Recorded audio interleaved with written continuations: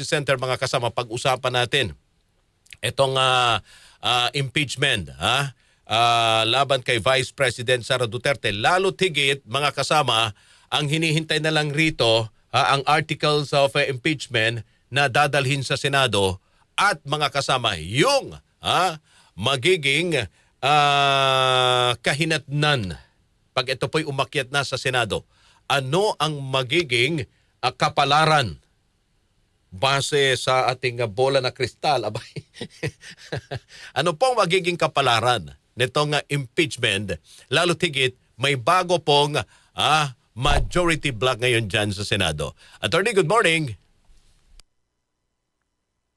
Good morning sa iyo, Rod, at good morning sa lahat ng mga nanonood at nakikinig sa programa mo ngayon. Siniguro ng bagong Senate President na si Senator Alan Peter Cayetano, agad-agad po sila tatalakayin forthwith, okay? Pag naiakyat na ang articles of impeachment dyan sa Senado, aaksyonan kaagad ng Senado na magtatayo bilang impeachment court. Kayo ho ba ay sa tingin ninyo, ito ba ay ganun ang ine-expect din ninyo na mangyayari, attorney? Well, syempre, yun ang expectation natin kasi yun yung tama. Right? Yun ang dapat gawin.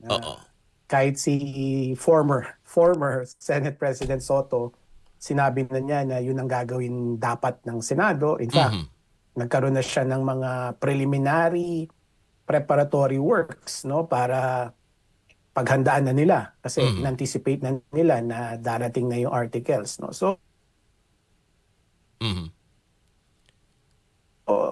on one hand, but also if you look at the political side of this road, merong anggulo kasi na it actually benefits Vice President Duterte na matuloy yung trial. And the reason for that is, alam naman natin that she has the numbers. Diba? So, acquittal was always in the cards for her. Kasi nga, kahit nung panahon ni ni former Senate President Soto, yung 9 votes to acquit, nasa kanya na eh. Solid yun eh, di ba? Yung 9 senators na laging sinasabi na against sila sa impeachment, they will vote for acquittal, di ba? So, acquittal was always a very distinct possibility. Eh ngayon na may bagong liderato na,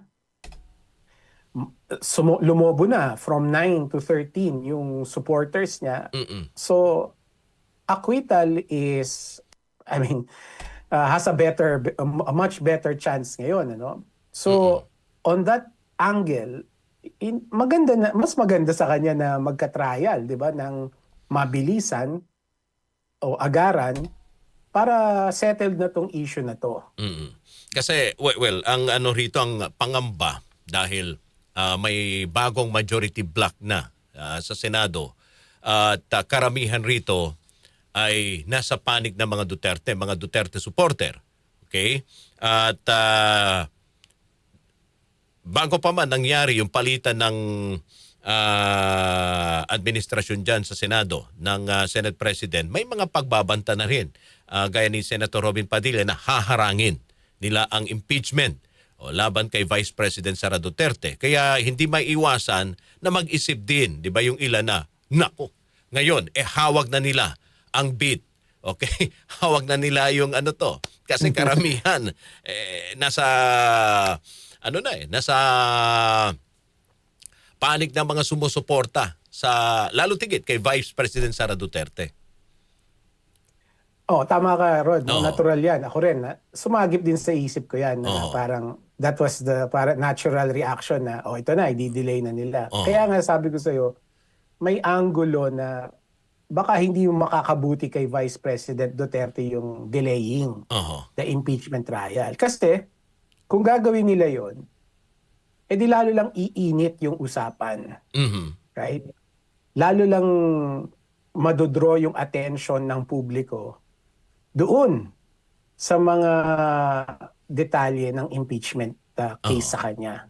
Right? Ang gusto nga natin for her, I mean, kung titignan mo, gusto natin matapos na to agad. So, might as well proceed with the trial, ayusin ng mabuti yung daloy, gawing malinaw at accessible to the public. Mhm. Malalabas pa niya yung ano niya, yung paliwanag niya dun sa mga akusasyon sa kanya. And then at the end of the process, alam naman natin kung ano na yung mangyayari, which is acquittal, di ba? Based on the numbers na nga. So, kung i-delay nila, then patuloy lang iinit at iinit yung usapan. Lalo lang magagalit yung taong bayan. Ang atensyon natin nakatutok pa din doon sa mga bombshell accusations sa kanya, yung mga revelations ng AMLAC at COA.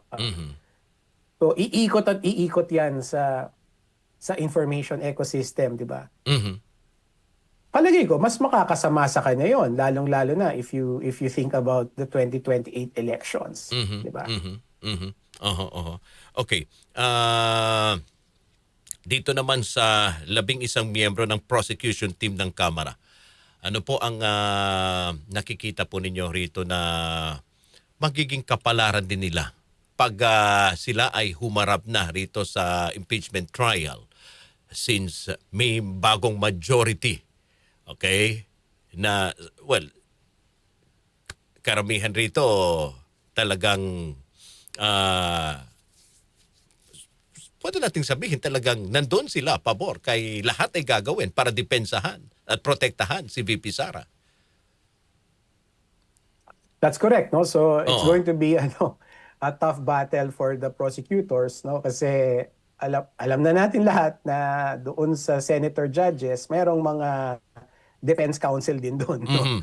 Na tatayong defense counsel din doon. So I'm fairly certain na pagdating sa presentation ng evidence, mahihirapan talaga sila. Palagay ko maraming mga questions, mga quote-unquote clarificatory questions na manggagaling dun sa mga senator judges na sa likod pala ay defense counsel din. So it's going to be a tough challenge para dun sa prosecutors. Pero alam naman nila yun eh. Oho.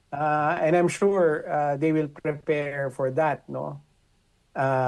Ang gusto lang natin, siguro warning lang, kasi ang dami nila masyado para sa, kung ako tatanungin mo, Oho. 11, di ba? 11. Baka mangyari dito is too many cooks will spoil the broth, no? So maganda diyan mag-appoint sila nung parang yung sino talaga yung responsible. Siguro 2 o 3 prosecutors talaga yung haharap doon sa quote-unquote hukuman. And then the rest, doon na lang sila sa background doing the dirty work, so to speak. Yun lang naman ang aking ang aking cautionary tale, no? Pag ganun karami na abogado, baka Mas magiging magpataasan ng ihe. magiging magulo. Magpapabida-bida, magkakagulo. Oo. Pero yung binabanggit yung 3, meron na kayong nakikita na po pwede? Kung sakasakali, oo. Oo. Diyan sa 11 isa. Syempre.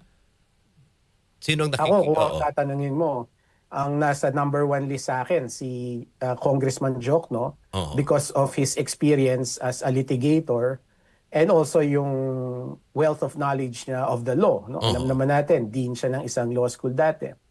Second on the list, I would say, si Congresswoman Luistro. Having steered the Committee on Justice hearings, kumbaga parang logical lang na kasama siya dapat doon sa prosecution team. Siguro doon sa pangatlo, medyo pipili ako na hindi masyadong high profile. Sino yon, attorney? Hindi ko masasabi kung sino. Oo.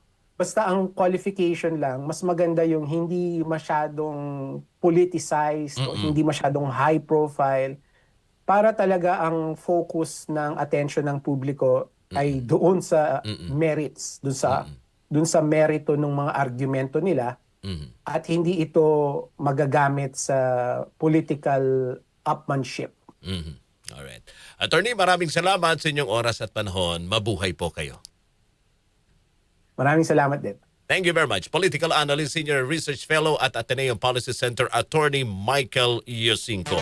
So, sunod na mga balita galing sa Luzon, Visayas at Mindanao sa RMN Network News. Kasama si Rajuman Sander Kayabyab. Mga isyung mahalaga, diretsahang pag-uusapan, talakayang malinaw at direkta.